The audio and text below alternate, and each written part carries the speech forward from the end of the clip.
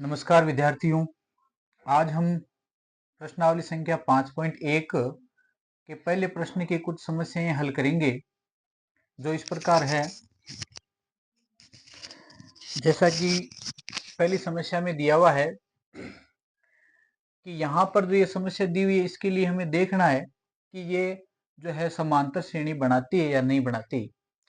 यहाँ दिया हुआ है प्रत्येक किमी के बाद का टैक्सी का किराया, जबकि प्रथम किमी के लिए किराया 15 रुपए है और प्रत्येक अतिरिक्त किलोमीटर के लिए किराया 8 रुपए है। यानी इसको हम ऐसा समझेंगे कि जब टैक्सी में 1 किलोमीटर की दूरी तय करते हैं तो किराया लगता है 15 रुपए, और आगे जब अतिरिक्त किलोमीटर तय करते हैं तो 8 रुपए अतिरिक्त लगेंगे। अर्थात यदि दूसरे किलोमीटर की दूरी तय करते हैं तो 15 तो ये लगेंगे ही, और 8 रुपए अलग से लगेंगे, अर्थात 23 रुपए इसमें लगेंगे। यदि तीसरे किलोमीटर की दूरी तय करें तो 23 तो यहाँ तक के लगेंगे, और 23 में फिर 8 जोड़ करके यहाँ 31 रुपए लगेंगे। इस प्रकार प्रत्येक अतिरिक्त किलोमीटर के लिए 8-8 रुपए की राशि बढ़ती जाएगी। तो हम इसको इस प्रकार लिखेंगे कि प्रथम किलोमीटर का किराया 15 रुपए, प्रथम किमी का किराया यहाँ लग रहा है 15 रुपए, तथा दूसरे किलोमीटर का किराया द्वितीय किमी का किराया लगेगा 15 प्लस 8 अर्थात 23 रुपए। इसी प्रकार तीसरे किलोमीटर का किराया तृतीय किमी का किराया लगेगा इसमें 23 प्लस 8 अर्थात 31 रुपए। अर्थात इसमें अपनी एपी बनेगी 15, 23, 31, इस प्रकार ये एपी चलेगी।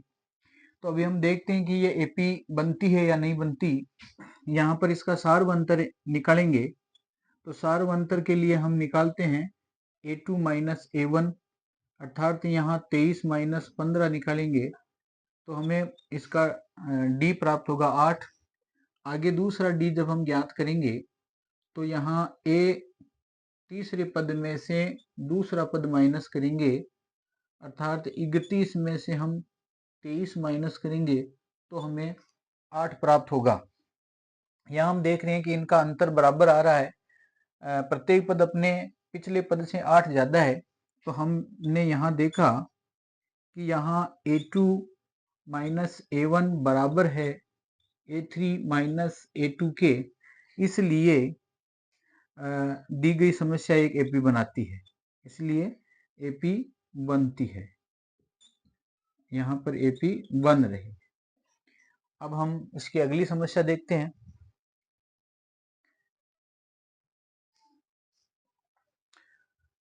तो आइए देखते हैं इसकी दूसरी समस्या और पता करते हैं कि ये एपी बनाती है या नहीं बनाती।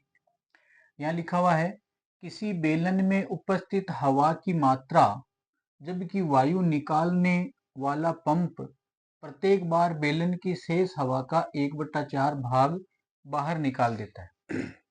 तो एक सिलेंडर है, उस सिलेंडर में जितनी भी हवा है उस हवा को जो है एक पंप के द्वारा बाहर निकाला जाता है, और हर बार जो है जितनी हवा है उसका 1/4 भाग बाहर निकाल दिया जाता है।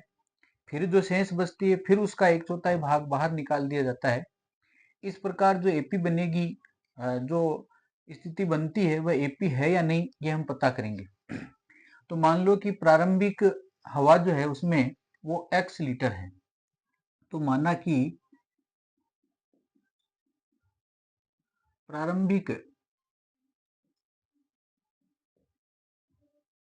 प्रारंभिक हवा उसमें जो है वो मान लीजिए x लीटर है, सिलेंडर में प्रारंभ में x लीटर है। अब उस x में से x का 1/4 निकाल दिया गया, तो ये जो प्रारंभिक हवा इसको हम A1 मान लेंगे, जो शुरू प्रारंभ में है। अब A2 ज्ञात करने के लिए प्रारंभिक जो हवा है, इस हवा में से इस प्रारंभिक हवा का 1/4 निकाल देंगे। तो प्रारंभिक हवा का 1/4 जितना भी होता है वो x में से हम माइनस कर देंगे और जो शेष हवा बचेगी वो A2 होगा, अर्थात दूसरा पद। तो इसको हम इस प्रकार हल करेंगे, यहाँ x में से x का अर्थात x गुणा 1/4, यहाँ x में से x/4 यदि माइनस करेंगे तो यहाँ हम देखेंगे कि इनका लेस जो है 4 होगा, 1 का भाग 4 में 4 बार और 4 को x से गुणा करेंगे तो 4x। इसी प्रकार 4 का भाग 4 में 1 बार और 1 को x से गुणा करेंगे तो x। तो हमें मिला यहाँ पर 4x में से 1x घटाएंगे 3x/4। तो प्रारंभ में जो हवा थी उस हवा का 1/4 प्रारंभिक हवा में से यदि घटा दिया, कम कर दिया, तो शेष हवा बची 3x/4, जो कि ये A2 का मान है। अब A3 ज्ञात करने के लिए हम लिखेंगे, तीसरा पद ज्ञात करने के लिए जो दूसरा पद था, अर्थात जो 3x/4 है, इसमें से माइनस करनी है हमें जो शेष हवा उसका 1/4। तो पहले x लीटर थी, उसमें से x का 1/4 घटा दिया तो हमें मिली 3x/4। अब इस 3x/4 का 1/4, इसका 1/4 हम इसमें से घटा देंगे तो शेष कितनी बचेगी वो हम देखेंगे कि यहाँ 3x/4 माइनस यहाँ 3x/4 चौक 16। अब इसको हल करेंगे तो 16, 4 का भाग 16 में 4 बार और 4 को 3 से गुणा करेंगे तो 4 3 12x। 4 का भाग 16 में 4 चौक 16 4 बार और इस 4 को हम 3x से गुणा करेंगे तो 4 3 12। 16 का भाग 16 में 1 बार, 16 का भाग 16 में 1 बार, फिर इस 1 को 3 से गुणा करेंगे तो 3x। इस प्रकार हम ये सही बट्टे की बाकी करेंगे।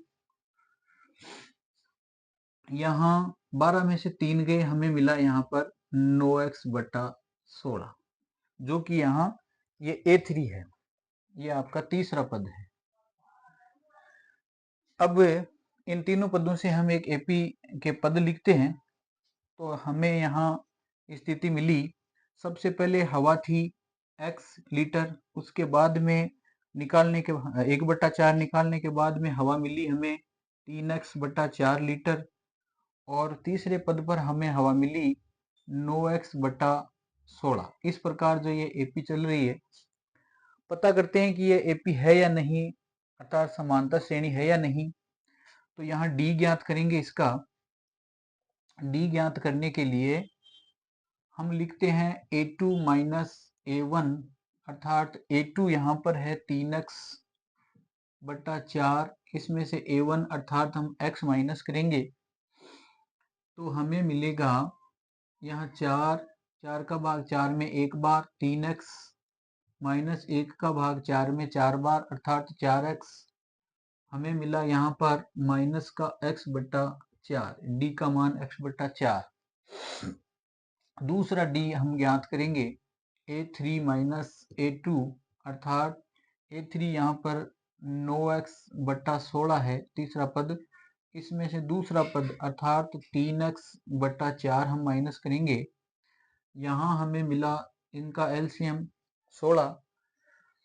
16 का भाग 16 में देंगे 1 बार, 9 एकम 9, 4 का भाग 16 में 4 बार, 4 3 12x। तो हमें मिला यहाँ माइनस का 3x। तो यहाँ माइनस का 3x/16।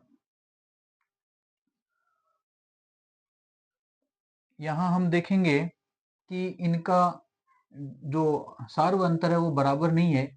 यहाँ जो है A2 माइनस A1 बराबर नहीं है A3 माइनस A2 के, इसलिए हम कह सकते हैं कि दी गई स्थिति एपी नहीं बनाती है, एपी नहीं बनती है।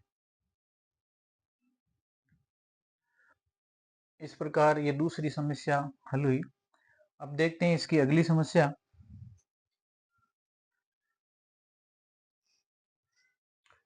तो आइए देखते हैं इसकी तीसरी समस्या।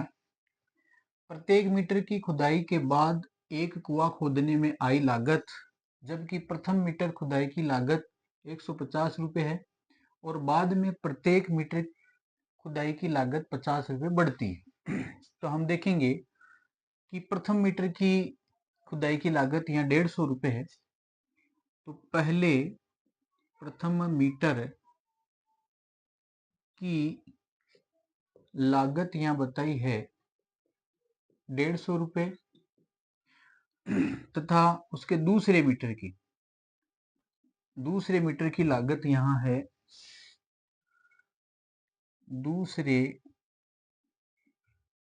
मीटर की लागत 50 रुपये बढ़ रही है। तो 150 थी, उसमें 50 बढ़ गए अर्थात 200 रुपये हो गए।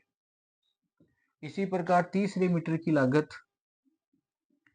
तीसरे मीटर की लागत हम देखेंगे तो 200 तो लगी रही है, तीसरे की 50 बढ़ेगी अर्थात 250 रुपये हो जाएगी। तो यहाँ अपने पद बन रहे हैं, पहला पद 150, दूसरा 200, तीसरा 250। इस प्रकार ये स्थिति चल रही है। अब देखते हैं कि ये एपी बनती है या नहीं बनती। तो यहाँ हम देखेंगे इसका पहला अंतर A2 माइनस A1, यहाँ आ रहा है 200 माइनस 150 अर्थात 50, इसका सार्वअंतर आ रहा है। अगला हम और देखेंगे तो A3 में से A2 माइनस करेंगे, हमें मिलेगा 250 माइनस 200 अर्थात हमें मिल रहा है इसका सार्वअंतर 50। तो यहाँ हमने देखा कि इसका सार्वअंतर बराबर आ रहा है। यहाँ A2 माइनस A1 बराबर है A3 माइनस A2 के, इसलिए ये एपी बनाती है, एपी बनती है, एपी बनती है। ये तीसरा प्रश्न। अब देखते हैं इसका चौथा प्रश्न।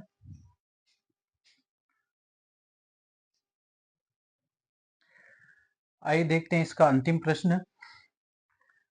खाते में प्रत्येक वर्ष का मिश्र धन, जबकि 10,000 रुपए की राशि 8% वार्षिक की दर से चक्रवर्ती ब्याज पर जमा की जाती है।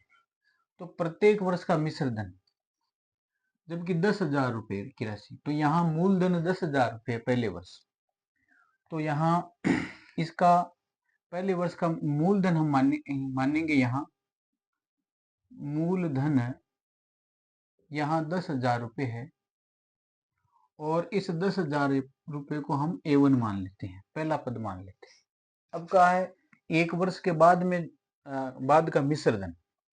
तो हमें पता है कि चक्रवर्ती ब्याज से जब हम मिश्र धन ज्ञात करते हैं तब हम लिखते हैं मिश्र धन ज्ञात करने पर अपना जो सूत्र है वो है चक्रवर्ती ब्याज का मूलधन गुणा 1 प्लस दर बटावा 100 की घात n।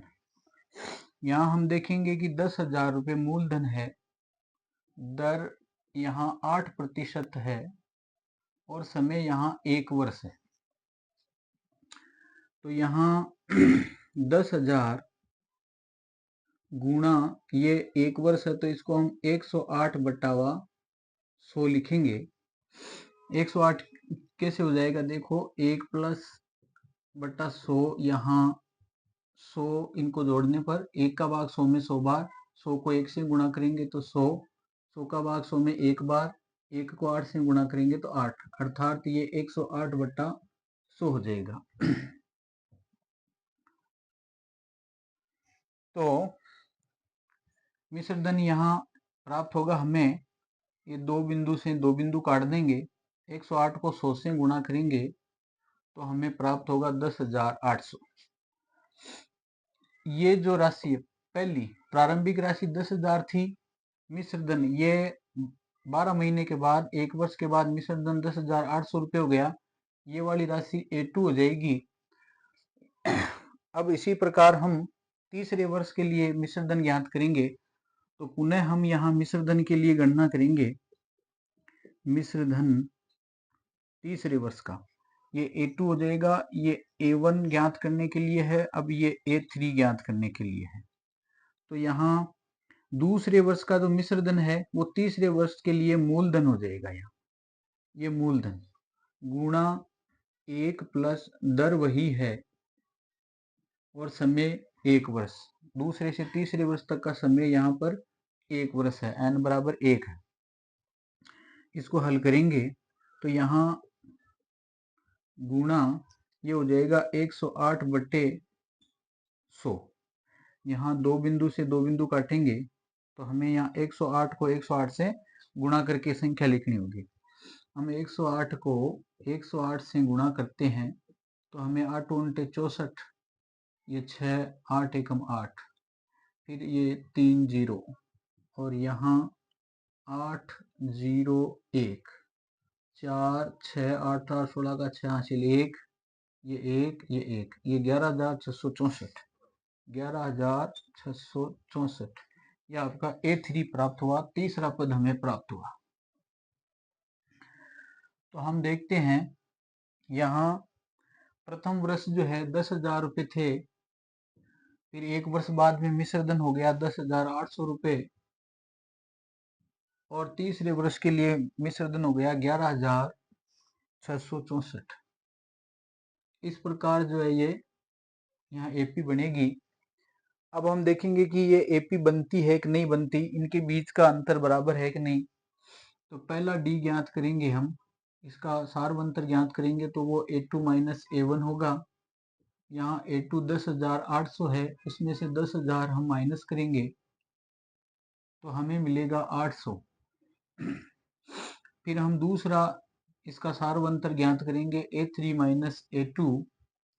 यहाँ हमें 11,664 में से 10,800 यदि घटाएंगे 11,664 में से 10,800 घटाएंगे, 4 6 16 में से 8 गया 8, यहाँ 0 और यहाँ 0, 864।